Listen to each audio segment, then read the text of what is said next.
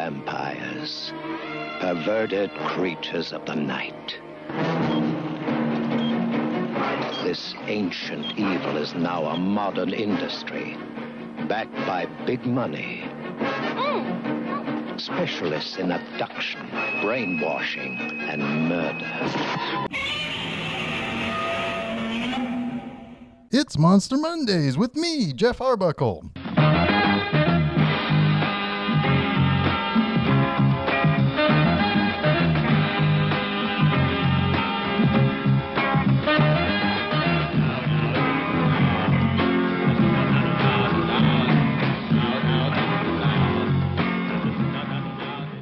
It's Monday, and that so happens to be the day that I like to talk about monsters. Hello, everybody. I am Geoff Arbuckle, and this is Monster Mondays presented by Film Seizure. You can catch new episodes of Film Seizure with myself and Jason Oliver on Wednesdays, but, Mondays, they're for me to talk about monster movies. Now, throughout the month of February, I've been focusing on vampires, but not necessarily a single character each week. I'm more interested in talking about the different ways vampires and vampirism have been portrayed in movies, particularly in more modern terms. Now, so far, we've looked at the main tenets of vampires in pop culture, the portrayal of the vampire as a gothic horror figure, Dracula, and the sexualization and homoeroticism of vampire creatures in The Vampire Lovers. This and the next episode of Monster Mondays is going to look at two very unique versions of film vampires. Just a few days ago, my blog, B-Movie Enema, where I talk about, B-movies, hit a milestone. And that milestone was that I had written my 150th article. It had me thinking about all those movies I'd covered, which ones were just the worst of the worst, which ones were some legitimately good movies, and you get the picture. So I'm going to talk about the 1979 Aussie horror movie called Thirst. And Thirst is a double dip for me. I covered this movie early on in the history of B-Movie Enema. In fact, it was the 10th movie that I have ever featured there. So for all time, it will forever and always be neck and neck, no pun intended, with a little movie called Messiah of Evil for what I consider to be the best movie I ever covered on B-Movie Enema. I came into knowledge of Thirst from a Roku channel called Bizarre TV, and sadly the operator of that channel passed away a little over a year ago. But that channel did a whole bunch to bring B-Movie Enema where it is today. That led me to being involved with Film Seizure, which leads to this little show here. To say that Bizarre TV had a massive impact on my life and some of the sensibilities that I have about horror and exploitation movies and the humor I deploy at B-Movie Enema would be a massive understatement. If you are ever curious to read the B-Movie Enema article on Thirst, I've linked it to the description in this recording as well as on the Film Seizure page for this episode. There's also a double meaning for featuring Thirst on this episode of Monster Mondays. The bonus reason to talk about it is the use of the Countess Elizabeth Bathory legend. She was a real figure in Eastern European history as a Hungarian noblewoman who just so happened to be an alleged serial killer. She was accused of killing and torturing hundreds of women between 1585 and 1609. And in fact, her numbers have been several hundred women that she had actually tortured and or killed. She supposedly bathed in the blood of her victims to stay young and beautiful, particularly virgin blood. This would link her to the vampire folklore forevermore, though some have questioned whether or not any of the accusations of her brutality was actually true or, in truth, politically motivated and a conspiracy against her. She is a fascinating figure and someone I would definitely recommend checking out at your local library. And If you ever talk to me in person, ask me about my first learning of Countess Bathory and how I wanted to actually use her legend in a story. But I digress. The main reason why I chose Thirst for this vampire-themed month of February is for how the legacy of Countess Bathory and the vampire culture was kind of corporatized. This is a modern vampire tale told through the need to reboot the legacy of Bathory and unite and expand a blood-producing dairy company to ultimately create a master race of vampire peoples. It's a truly unique vampire story, unlike most any you will ever see made in film. Thirst stars Chantal Tori, an Australian actress mostly known for Australian movies and TV shows. She's also joined by other notable character actors like David Hemmings and Henry Silva. They were kind of added there to help to sell the movie overseas and outside of Australia, particularly to England and to the United States. Contori plays Kate Davis, a single professional lady who has a boyfriend and a seemingly pretty okay life. Suddenly, she is kidnapped by a fairly suspicious group called the Brotherhood to reveal to her that she is a descendant of Bathory. And they are pretty damn keen on her accepting her legacy and helping them expand their corporate empire.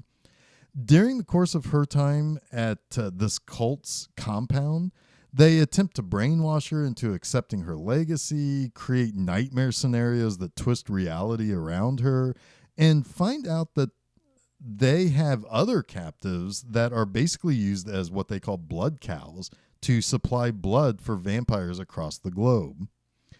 And let's talk about the three things that I like, because that's really going to kind of help shape a little bit about what this movie is really about and what the plot of it is. So these are the three things that I like. Actually, no, you know what? These are the three things I love about the movie Thirst. First, let's pick up on that corporatization of the vampire culture thing again. If vampires were a real thing, how would they live in the modern day? It is mentioned that they don't like the term vampire because they aren't supernatural or part of any dumb old world superstition. That can be somewhat argued because there are moments in the movie in which you see people's eyes glow red when they're about to feed or when they are accepting a gift from, of blood or taking blood from somebody. But really, they think of themselves as a superior race who learn that drinking the vital life essence that is blood has actually made them better than average human beings. It's pretty much the most aristocratic thing to ever aristocrat.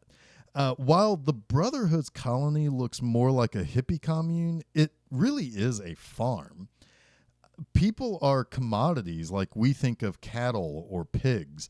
The Brotherhood takes from them what they need, and there's a plan to expand to better serve the roughly 70,000 or so vampires across the world.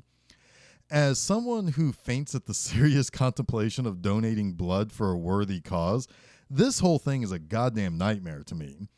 I guess it is good that they are mostly kept in a program, possibly drugs days, but the pristine white room where people are milked, for a lack of a better term, almost makes me want to barf, pass out, bash my head against the desk, and then bleed out on the floor.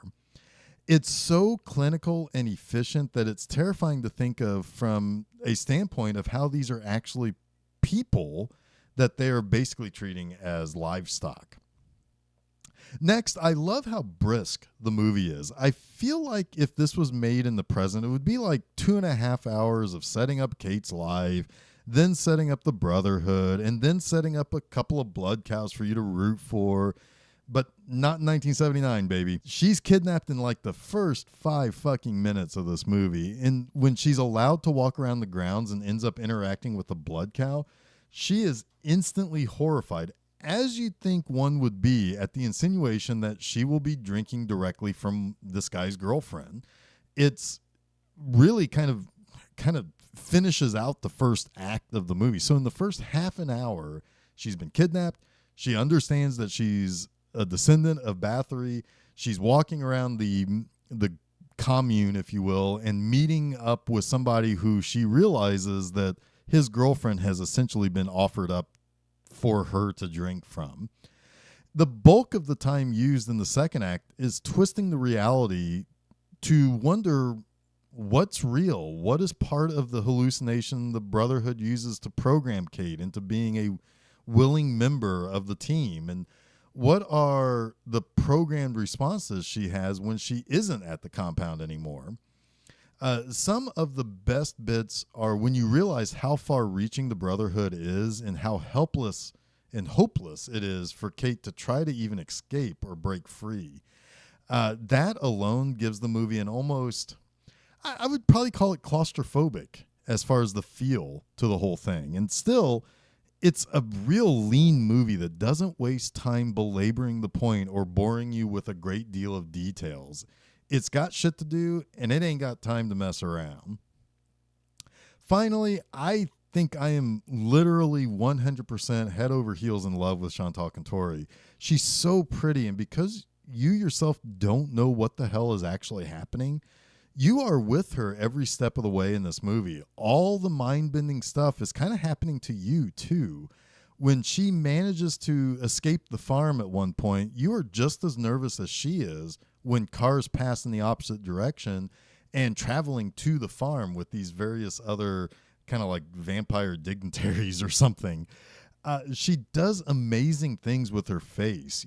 You know exactly how horrified, broken, and confused she is in every second of this movie. And despite all that's happening to her, she's fighting the whole goddamn time, and that strength is just so attractive.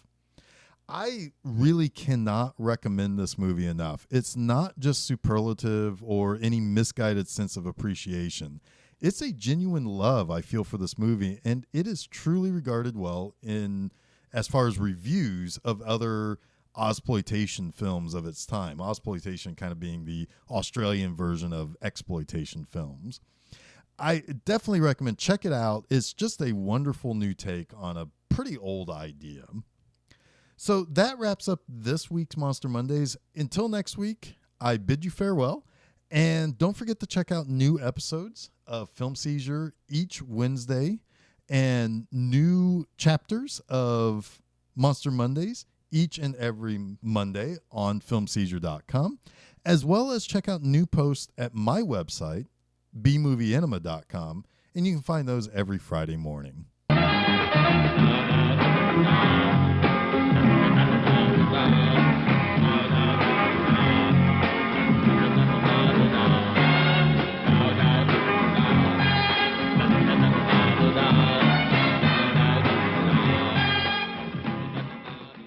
You can run. You can hide. But you cannot escape thirst.